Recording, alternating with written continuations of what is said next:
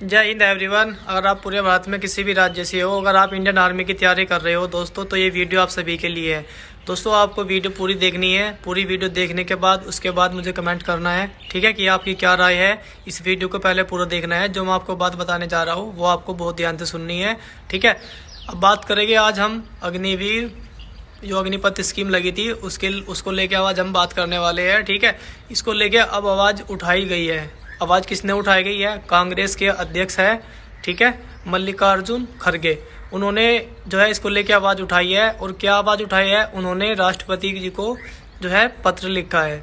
उस पत्र में क्या लिखा है, क्या क्या बात कही गई है, उनके द्वारा जो बात कही गई है, क्या सुधार होना चाहिए अग्निवीर में, क्या अग्निपथ स्कीम परमानेंट होनी चाहिए, क्या क्या बात उन्होंने कही है, और कब ये लेटर उन्होंने लिखा है, ठीक है। और ये राष्ट्रपति को लिखा गया है। और जो उन्होंने लिखा है इस लेटर को, तो उसमें जो उन्होंने बातें कही गई है वो अग्निपथ स्कीम को ख़त्म करने के लिए कही गई है, कि अग्निपथ स्कीम को जो है, जिससे कि हमारे युवाओं का जो भविष्य है वो अंधकार में जा रहा है। तो यही बात लिखते हुए उन्होंने पूरी बात लिखी है कि इस अग्निपथ स्कीम पर कुछ सोच विचार करना चाहिए, जैसे पहले परमानेंट होती थी। तो इसके अकॉर्डिंग ही इसको कुछ ऐसा इसमें चेंजमेंट करना चाहिए, जिससे कि हमारे जो युवा है उनका जो भविष्य है वो अंधकार में ना जाए, और जैसे जिसका जो देश प्रेम है सभी का, कि इंडियन आर्मी में वो सबका बना रहे, ठीक।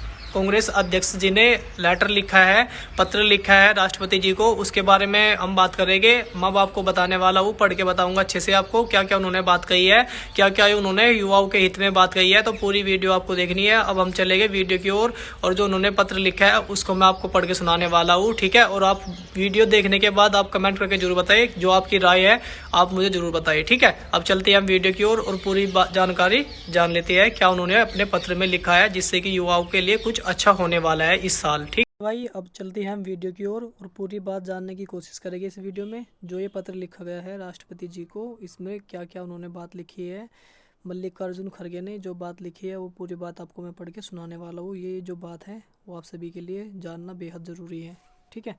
तो यहाँ पे आप पहले देख सकते हो, यहाँ उनके बारे में लिखा है जिन्होंने ये लेटर, जो पत्र है, भेजा है। यहाँ पे लिखा है मल्लिकार्जुन खड़गे, member of parliament, leader of opposition, Rajya Sabha, ठीक है। यहाँ पे जो भेजा है एड्रेस कहाँ पे भेजा है? 43 पार्लियामेंट हाउस, न्यू दिल्ली, ठीक है। राष्ट्रपति भवन में बैठते राष्ट्रपति जी, तो उनको ये जो है पत्र भेजा है। कब भेजा है? 26 फरवरी 2024 को भेजा है, यानी कि अभी कुछ दिन पहले का ही ये पत्र है। यहाँ पे आप पढ़ सकती हो, मैं आपको पढ़ के पूरी बात सुनाने वाला हूँ, आपको अच्छे से सुनना है, समझना है, ठीक है। चलते हैं अब देखते हैं। यहाँ पे लिखा है, सेवा में श्रीमती द्रौपदी मुर्मू जी, राष्ट्रपति भारत सरकार। माननीय महोदय, मैं आपको भारतीय सशस्त्र बलों के सर्वोच्च अधिकारी के रूप में एक बहुत महत्वपूर्ण मुद्दे पर लिख रहा हूँ।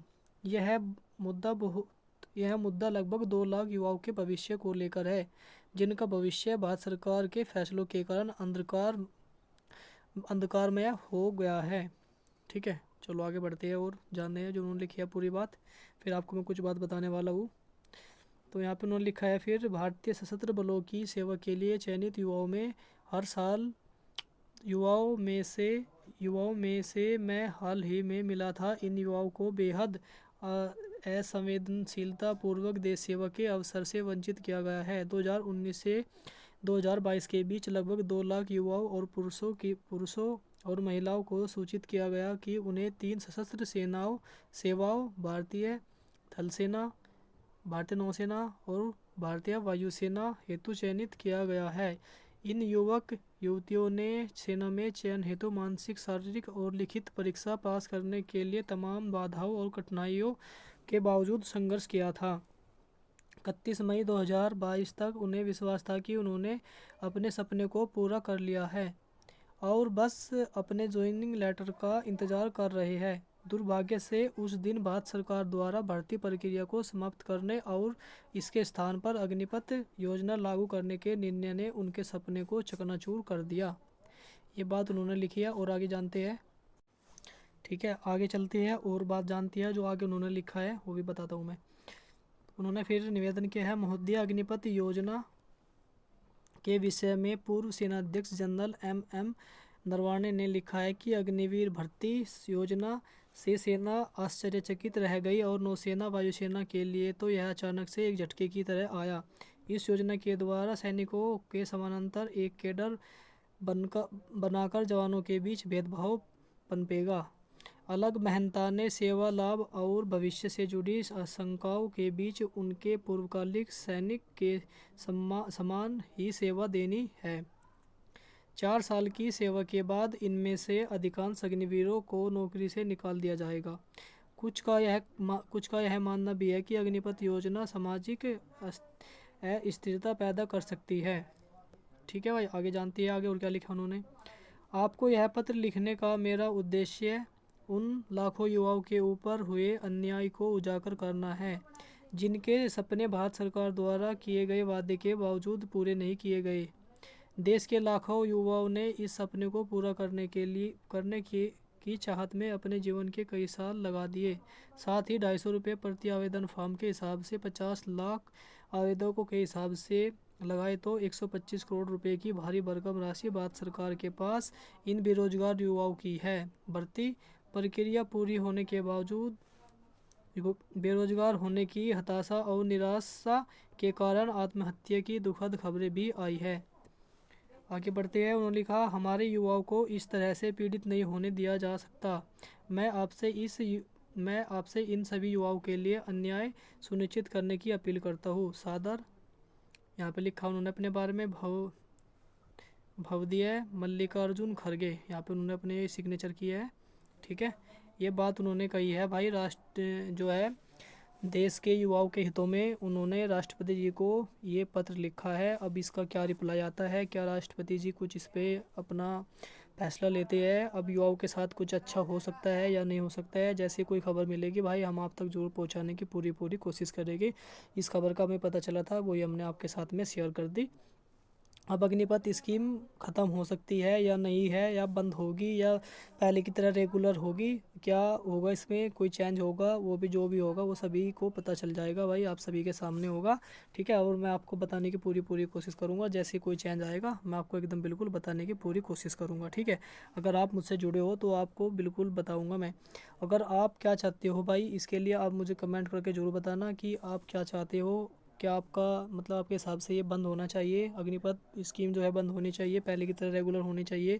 क्योंकि जो पहले रेगुलर होती थी उसमें जो है उम्र सीमा में छूट मिलती थी, यानी कि जीडी के लिए तो उम्र सीमा सेम होती थी 17.5 से 21 साल, बट जो आपकी ट्रेडमैन अदर्स होती है, ट्रेडमैन टेक्निकल और क्लर्क के लिए आपकी उम्र सीमा होती थी वो 17.5 से 23 साल होती थी। नर्सिंग असिस्टेंट की पहले से 17.5 से 23 साल होती है, अभी भी 17.5 से 23 साल ही है, वो परमानेंट में है। और बाकी जो है सारे की चारों ट्रेड जो है अग्निपथ में आ गई है, जीडी की, ट्रेडमैन की, टेक्निकल की, ठीक है, और स्टॉप कीपर की, WMP यानी वुमेन मिलिट्री पुलिस की। ठीक है, ये सभी अग्निपथ स्कीम में जोड़ दी गई है। तो भाई अब ये जो बात कही गई है ये उन युवाओं के लिए भी बात कही गई है इसमें जो एयरफोर्स में थे और आर्मी में जो भर्ती कैंसिल हो गई थी अग्निपथ स्कीम लगने के बाद, और अब वो आंदोलन भी कर रहे हैं। पहले भी उन्होंने कोर्ट में अपील की थी, उसके बाद उनका जो है वो केस खारिज कर दिया गया था, रद्द कर दिया गया था। ठीक है, तो अब देखती है कुछ होने की संभावना अच्छी लग रही है, क्या हो सकता है, क्योंकि दिल्ली में जैसे आंदोलन चला है उसको लेके भी ये बात रखी जा रही है कि अग्निपथ स्कीम को हटाया जाए। ठीक है, तो अब देखती है जो भी कोई फैसला होगा, कोई बात मिलेगी, कोई जानकारी मिलेगी, इसका कोई रिप्लाई आएगा पत्र का राष्ट्रपति जी की तरफ से, तो भाई हम आपको पूरी कोशिश करेंगे बताने की जैसे हमें खबर मिलेगी। अगर आप मुझसे जुड़े हो तो आपको बिल्कुल 100% सटीक जानकारी में देने की मेरी कोशिश ये होती है। वीडियो थोड़ी लेट बनती है, पर वीडियो जो बनती है वो आप सभी के लिए बिल्कुल एकदम सटीक जानकारी उस वीडियो में होती है। ठीक है दोस्तों, जब से अग्निवीर अग्निपथ स्कीम लागू हुई थी तब से पहले भी बहुत आंदोलन हुई है, बहुत ज़्यादा वो भी हुआ, तोड़ फोड़ हुई, पूरा वो हुआ, हंगामा हुआ, पर कोई फर्क नहीं पड़ा था। ठीक है, कि भाई जो ये अग्निपथ स्कीम है इस पे कोई फर्क नहीं पड़ा, ये फिर भी लागू हो गई थी। ठीक है, अब फिर इसको लेके आवाज उठाई जा रही है, जैसे केंद्र के चुनाव नजदीक है, अब देखते हैं कुछ इसमें हो सकता है कि नहीं। और दिल्ली में जैसे आंदोलन चला हुआ है तो वहां भी इस बात को उठाया जा रहा है कि अग्निपथ स्कीम को बिल्कुल बंद कर दिया जाए, जैसे पहले परमानेंट होती थी, रेगुलर होती थी, तो सेम ऐसे ही इसको किया जाए। ठीक है, तो दोस्तों आपकी क्या राय है, आप सभी क्या चाहते हैं, तो आप मुझे कमेंट करके जरूर बताएं। ठीक है, अगर आप सभी इकट्ठे होकर सारे एक साथ रहो और आप भी इस आंदोलन में इसमें भाग लो, ठीक है, तो भाई हो सकता है कुछ इसमें चेंजमेंट देखने को मिल जाए। ठीक है, हो सकता है क्योंकि केंद्र के चुनाव है, सरकार कुछ कर सकती है आप सभी के हितों में, तो भाई आप सभी एक साथ मिलकर आवाज़ उठा सकते हो। ठीक है, तो कुछ हो सकता है इसमें चेंजमेंट। ठीक है, तो आज की वीडियो में इतना ही। जैसे कोई खबर मिलेगी तो आपको ज़रूर बताऊँगा, ठीक है। और मिलते हैं नेक्स्ट वीडियो में, तब तक के लिए जय हिंद जय भारत।